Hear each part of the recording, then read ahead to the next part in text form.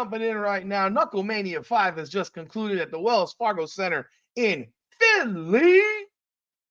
And Philly boy Eddie Alvarez did not fare too well in his main event fight against Jeremy Lil Heathen Stevens, as Jeremy Stevens finished Eddie Alvarez at the end of round 3, dropped him twice in the round, big shots.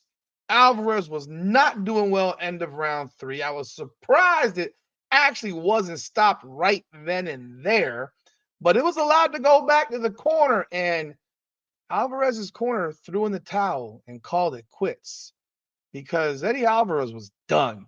And Lil Heathen Stevens picked up a massive win in Philly, went into enemy territory. The naturally smaller guy landed some bombs for the TKO finish, end of round 3. Well, let's talk about that. Welcome back, everyone, to Combat Corner. Powered by Coming Out of the Podcast. I'm your host, Rudy Rodriguez Showmat. Like I said, a monster night of fights. Knucklemania 5 absolutely delivered the goods. If you're on our Instagram feed, you saw me dropping stories after every big fight finish. But man, that main event right there, Jeremy Stevens goes into enemy Philly, tells Philly to fuck Philly in the freaking arena. I mean, bro got some stones in there. And then at the end of the fight, Conor McGregor jumps in the ring and they're facing off nose to nose. And Conor McGregor's telling David Feldman to book this fight. We all know it can't happen because Conor's under contract with the UFC, and I don't think Dana White would allow it without some major payday involved. But who the hell wouldn't want to see that fight in the Bkfc between these two guys? After all the shit that Conor McGregor talked about Jeremy Stevens when they were both in the UFC, and he said, who the fuck is this guy? I have a t-shirt that says that, by the way. It is one of the funniest things ever, but he knows who the fuck Jeremy Stevens is. And yeah, he dapped him up at the end because at the end of the day, Conor McGregor is now a promoter. And that's promotion 101. I mean, Conor McGregor knows how to promote people. And that's what he brought more than anything to bare knuckle fighting in the BKFC, is that ability to promote like no one else can. But that was a tremendous, tremendous performance by Jeremy Stevens. So what's next for Jeremy Stevens? What's next? He's 3-0 now in BKFC. I mean, he's a lightweight at 165, ranked 4th at lightweight. And I mean, the champion is Austin Trout last time, So could that be a fight coming up? A fight against Austin Trout? Could it be? But actually, he's listed at lightweight. This fight was not at lightweight. I apologize. This fight was actually at welterweight. And Austin Trout is the champion at welterweight. Could that be a fight that comes up next? I mean, that's a freaking big-time main event if it does. Eddie Alvarez, what's next for Eddie Alvarez? I think it might be time to call it quits, Eddie. I don't know. I thought you were a heavy favorite in this one, and I mean, it'd be sad to see, but yeah, this might be the end for Eddie Alvarez. I don't know what more he has left to fight for, and if it's not just for a check. I mean, he was, he's not ranked in the division, so this main event was more about him being a Philly guy and being a big name. This is 2 big names. Sold out crowd, by the way, at the Wells Fargo Center, 17,762. That's a modern day combat sports record in Philadelphia. What a fight card, though. Ben Rothwell, holy Lord. A counter right hand to the jaw of Mick Terrill. Fight's over in 20 seconds. Flatlines the champion. We have a new champion, Ben Rothwell. What a performance by Ben Rothwell. This guy, he's always been a crazy dude. He looks like an absolute psycho when he talks on the mic. I mean, he's a good promo and he's a champion that you want to have. You know, could we get that Leonardo Perdomo fight next? Could we? Could we get an Arnold Adams fight for Ben Rothwell? Could we? Those are the questions. Adams is coming off of 2 straight losses, but he is a 7-3 in Bkfc, and his last loss was to Mick Terrill, but it was almost a year. It was almost it was 2 years ago. No, the year was it 2 years? No, I'm sorry, a year and 2 months ago. He hasn't fought in a year and 2 months. I would love to see a Leonardo Perdomo title fight. I know that people, he said he wants to fight every month, he said, in Hollywood. But realistically, he should be the next fight. He should absolutely be the next fight. Unless you consider doing a rematch here, but I don't know if that. When you get knocked out cold like that, I mean, he knocked Mick Terrill out cold. I mean, he flatlined him with that one punch. That was devastating. Devastating. But then we got before that we had the Beck Rawlings Taylor Starling fight. I think that was the fight of the night if you want to look at fights of the night in terms of back and forth. But Beck Rawlings absolutely dominated this fight. It wasn't really close, in my opinion. It was a dominant performance by Beck Rawlings. Both women were busted up big time, but Starling was a bloody mess. Rawlings' left eye was busted up pretty good, but a bloody mess was Taylor Starling. I tell you what, Christine Faria needs another fight. I know she's already fought Beck Rawlings before, but there's not a whole lot of people left for Faria to fight. So now let's go back through the line again until we find another contender who she's never fought before. That is what we need to see what happens. I know Faria's talked about fighting up in the division, fighting Jesus, what was I don't even remember the person's name, but she mentioned her in the press conference in Hollywood about her coming down to fight at Faria's weight. That she's not going to go up, that she wants her to come down. Otherwise, I think Beck Rawlings is a big fight to have again. It's a big fight to have again. And but overall, this card delivered big time. You had a fight with Pat Brady. He absolutely dominated his fight with Zach Kalmus. Big stoppage in that fight.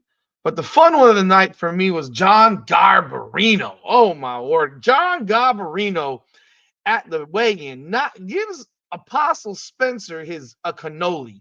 He gives one to Connor, gives one to David Feldman. He has one for himself. And then he slams it out of Apostle Spencer's hand. I mean, he kills the cannoli. And then he smashes his cannoli on the side of Apostle Spencer's face. And then what? We got a hyped up fight. And they start to fight off, and Garbarino says he grew up 5 blocks from the Wells Fargo Center. This is his home. It's where he's from. And he's Philly born and bred. And he knocks out Spencer, end of round 1 with a big shot, puts him down, breaks him. I mean, he busted him pretty good. The first round was really a lot of not much. He landed a few shots, and Spencer was really trying to stay away. But when he landed that big right at the end of round 1 and Spencer does not get up, you're like, okay, you better win this fight after I'm naming you the cannoli killer. But no, big win for him. But after the fight, this is where I always wonder, if he had lost, would he have done this? And the guess is probably not in the cage, not in the ring at the very least. He proposes to his girlfriend, and of course she says yes, and now she's fiance, and he says he got permission from mom earlier that day, which is pretty wild considering you have a fight that night. So you're not really thinking about asking mom. I would hope that he asked a few days before that, but He got the win, got the special moment, proposes to his girlfriend. She is now his fiance. So congratulations. It was a great night for John Garbarino, the cannoli killer. But man, these fights, they really, really, really delivered. King Tomlinson Jr. absolutely sleeps Pat Sullivan. Sleeps this man. I mean, that was a devastating knockout by Pat Sullivan. He was out for like 5 minutes, people. He was on the ground for a good 5 minutes to the point where it goes from exciting to scared.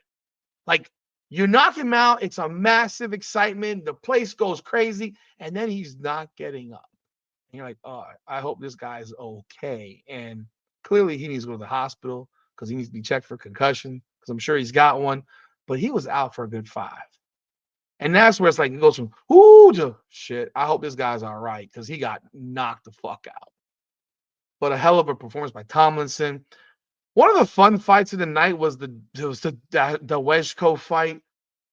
You know, Joey Dewejko, he came out blistering against Stephen Banks.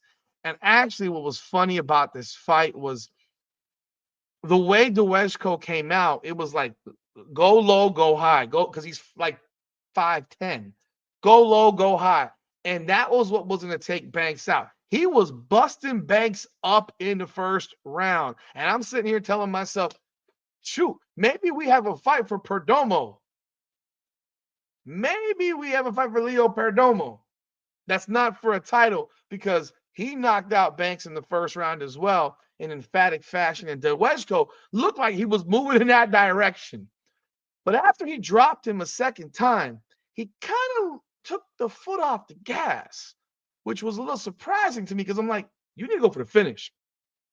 Because Dewejko does have a rotund build, so you don't know how much cardio he's got. And Banks is a massive, massive guy. And realistically, that's what won the fight for Banks in round 3. That was a TKO via exhaustion. Dewejko had nothing left in the tank.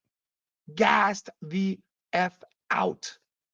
He hit the Banks so really hard because Banks had a hole in his lip right here. Which side? This side. He had a hole right here, right through the skin, a clear hole. From Banks saying he had a tooth. He knocked a tooth out. That shit went right through his lip. Bro, his chin. He got a hole in his chin from this man hitting him. Dewejko hits hard. If he improves his cardio, he could be something in Bkfc, but has to improve the cardio because he's got 2 minutes of gas. But he really could have finished that fight in round 1 because Banks was done. It looked like he was done. And it wasn't like there was 5 seconds left when he did it. He had like 30 seconds to finish that fight in round 1, and he didn't do it. Came back to bite him in the ass. We have the fight between Brandon Meyer. My God. Oh boy, Brandon Meyer is Zedekiah Montanez. Montanez had a good first round, but Brandon Meyer, what the fuck? Oh my God. He was taking some shots and went, night, motherfucker. Night. That was sleepy time. I'm looking at my notes. But I did a video on that on a short on my stories on Instagram. Meyer with a massive finish, and then Thompson in the fight before that. Like it was like one after the other. Travis Thompson with a monster finish knockout. The one fight that really kind of just left me not feeling too great about it was this Caracappa Norman fight. Caracappa's winning the fight, and Norman is clearly gassed out, and he's headbutting the shit out of him. He's just headbutting. Dirty fight. He gets disqualified. So yeah, that was a disappointing type of way to have a fight end. The 2 other prelim fights, Cody Russell with the win, as well as in the opener of the night, Babu Ladzi with the win for his first win Overall, though, man, this fight card delivered. It delivered well. David Feldman's got to be very happy with what happened tonight in his home city of Philadelphia. I mean, heck of a night for the fights. Knucklemania 5 absolutely delivered. And let's see what happens next because they are next. They don't waste any time. Next week, they're back in action at the Mohegan Sun. And in leading that fight hard off is Julian Lane. It's gonna be a nice one. Julian Lane is fighting. He is fighting Cameron Van Camp. So he's the main event for that card. They got, let me see, 2, 4, 6, 8, 10, 11 fights on that card. We'll talk about that card this week or next week. Well, today's now Sunday morning, but we'll talk about that card next week. But again, big time card tonight. Everyone who came out, they all performed. They all performed. That's one thing about BKFC. You don't really get snooze fest. You don't get any snoozers. You don't get any boring fights. It's very, very rare that you see a boring fight in the BKFC. So kudos to all the fighters on this card. This is why you got to knuckle up, baby. That's all we got for Combat Corner. Again, this is Combat Corner. Powered by Come On Now Podcast. Like, subscribe, follow, leave a message, leave a comment. Greatly appreciate y'all. Come on now.